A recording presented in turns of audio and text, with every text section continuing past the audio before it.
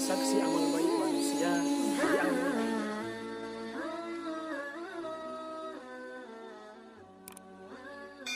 Bismillahirrahmanirrahim. Assalamualaikum warahmatullahi wabarakatuh.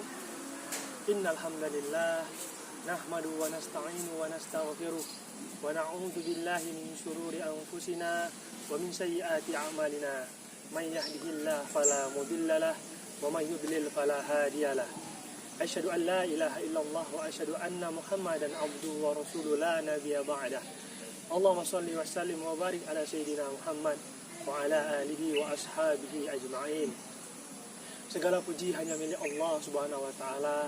Salawat dan salam senantiasa kita haturkan kepada junjungan Nabi kita tercinta Rasulullah Muhammad sallallahu alaihi wasallam, yang sangat patut kita syukuri kita menjadi bagian umat Rasul yang paling mulia, Khatimul Anbiya.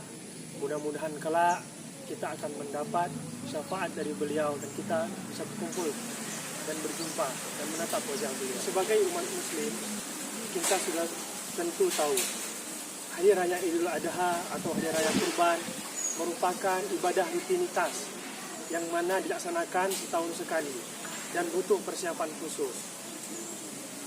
Baginda Rasulullah SAW tidak sekalipun semasa hidupnya beliau melewati berkurban.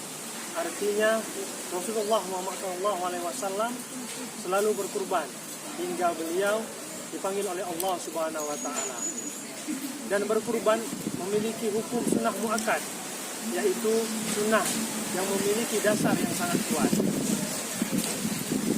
Ketika kita berbicara tentang berkurban atau Hari Raya Idul Adha, tentu mengingatkan kita semua pada sosok Nabi yang mulia, yaitu Ibrahim alaihissalam dan anaknya Ismail, yang mana ada dua poin penting yang bisa kita ambil hikmah dari cerita Nabi tersebut.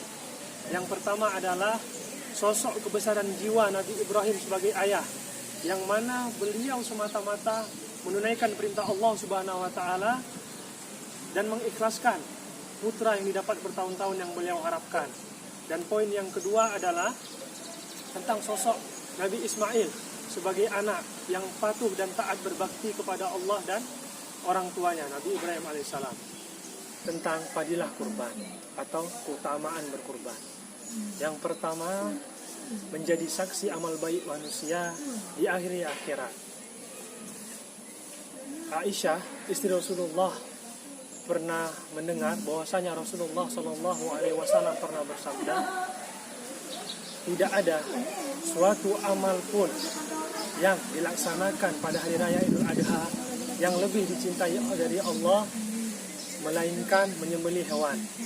Karena hewan itu akan datang pada hari akhirat dengan tanduk-tanduknya, bulu-bulunya, kuku-kuku kakinya. Bahkan darahnya sampai di sisi Allah sebelum darah itu jatuh ke tanah. Maka lapangkanlah jiwamu untuk melakukannya. Hadis riwayat Tirmizi dan Ibnu Majah. Poin yang kedua adalah sebagai bentuk ketaatan kita dalam menunaikan perintah Allah. Hal ini juga sesuai dengan firman Allah dalam Al-Quran. Qala Allah Ta'ala fi kitabihil karim, fasholli li rabbika wanhar. Maka dirikanlah sholat karena Tuhanmu dan berkurbanlah. Dan poin yang tiga atau yang terakhir adalah untuk mengingatkan kita.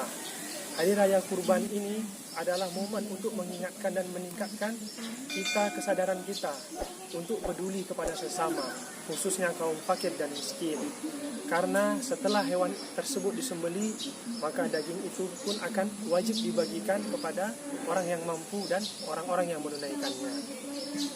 Semoga kita semua dalam lindungan Allah Subhanahu wa taala sehingga kita bisa bersama-sama dengan keluarga merayakan Idul Adha tanpa ada hambatan sedikit pun.